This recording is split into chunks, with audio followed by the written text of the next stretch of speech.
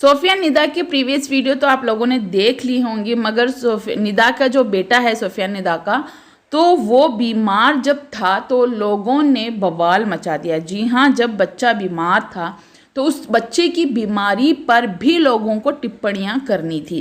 देखिए, सोफियान और निदा कभी कभी प्रैंक ऐसा कर देते हैं जो कि लोगों को पसंद नहीं आता है। उनमें से मैं भी हूँ, मुझे भी वो कुछ चीज़ें ऐसी होती हैं जो प्रैंक के चक्कर में वो एक तहजीब का दायरा पार कर देते हैं, जो कि वो अच्छी बात नहीं है।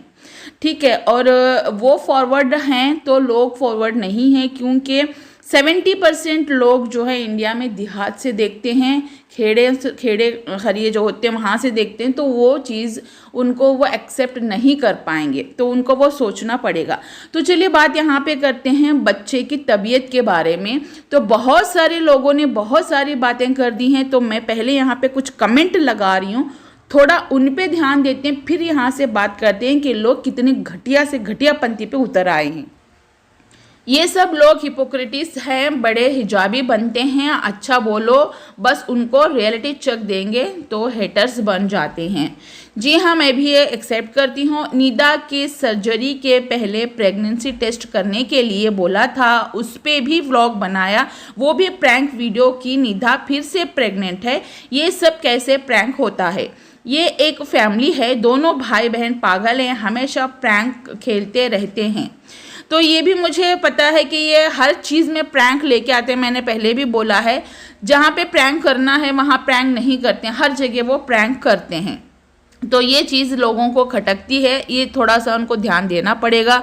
प्रैंक कभी कभी अच्छा लगता है, हर 8 दिन में 2-3 लोग प्रैंक के आ जाते हैं, तो वो चीज़ अच्छी नहीं है।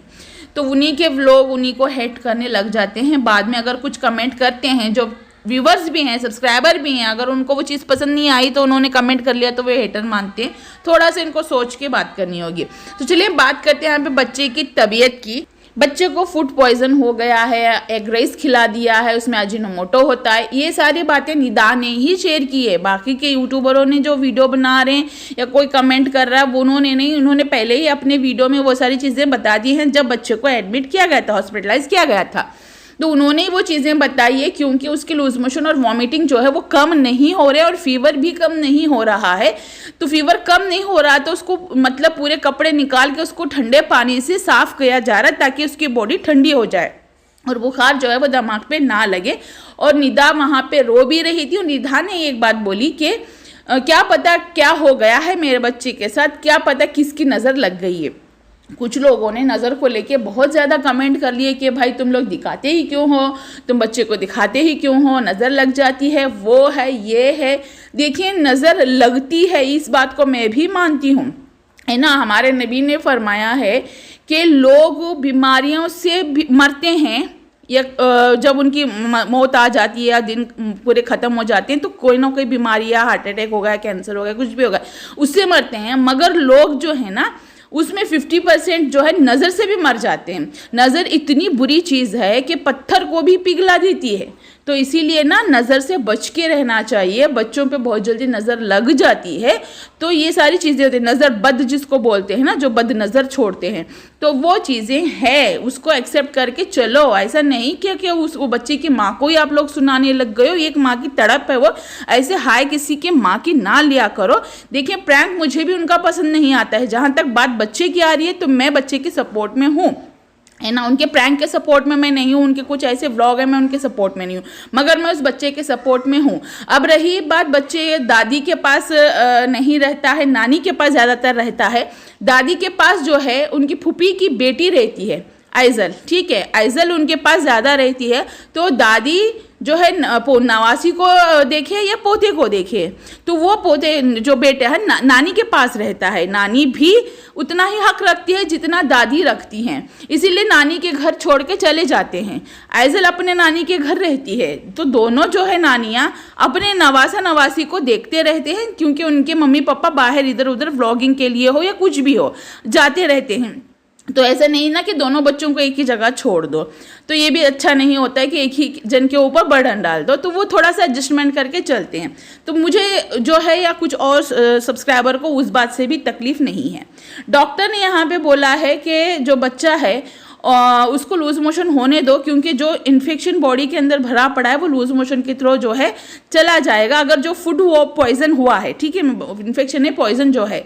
मगर जब टेस्ट आए हैं, टेस्ट रिपोर्ट जब आया तो पता चला कि उसके पेट में जो इन्फेक्शन हुआ, पेट में इन्फेक्शन इट मीन्स जो है उसके इंटेस्टाइन में इन्फेक्शन है। इंटेस्टाइन में इन्फेक्शन तभी होता है जब उसका खाना नहीं पचता है, खाने में अगर कुछ ऐसी चीज़ें हो, अगर वो खाना नहीं खा रहा है, यानी कि वो बाहर का जो फीड कर रहा है, यानी कि दूध जो पी रहा है, वो उस वजह से भी हो सकता है। एक लिटिल बिट अंडे से नहीं हो सकता है, अंडे से मे बी हुआ भी है।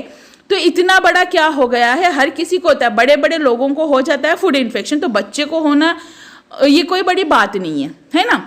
तो वो हो गया है, बस ये दुआ कर सकते हैं कि बच्चा जो है जल्द से जल्द ठीक हो जाए। मे बी बच्चा अभी तक ठीक हो चुका है, वो घर भी चले गए हैं और यहाँ पे ऐज़ल के बर्थडे का भी वीडियो उन्होंने अपलोड भी कर दिया है। तो बस ये बात ये है ना कि बच्चों पे उंगलियां मत उठाएं, क्योंकि ना जब भी कोई बच्चों पे बात करता है ना तो मुझे बहुत जल्दी बुरा लग जाता है भाई, क्योंकि ऐसे ही 2 साल पहले ना मेरे बच्चों पे भी उंगलियां उठती थी। हालांकि कभी वो लोग व्लॉग में नहीं है, मैं रिएक्शन चैनल देती हूँ, कुछ भी नहीं है। जो जानते हैं ना मुझे, जिनसे मेरी बात होती है, वो ही कमीने लोग हैं, जो लोग रहते हैं ना वही लोग बनाते थे वीडियोस, है ना।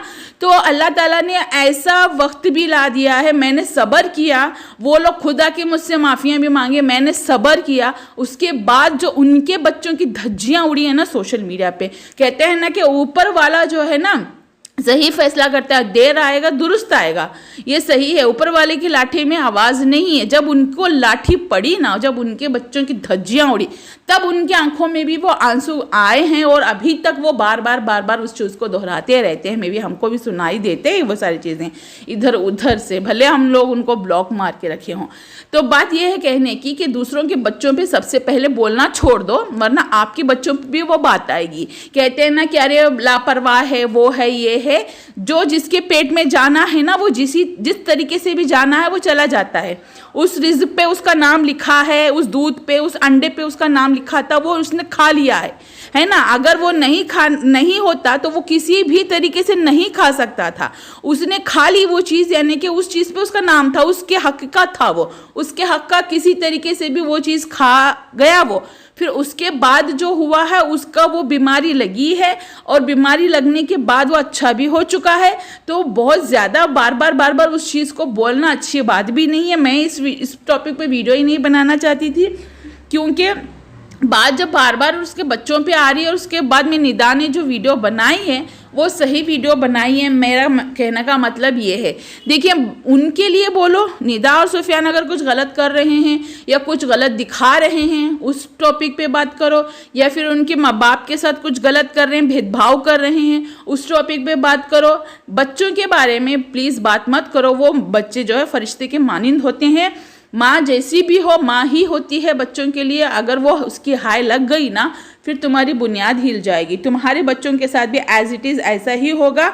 फिर उसके बाद आप लोग क्या करोगे, है ना।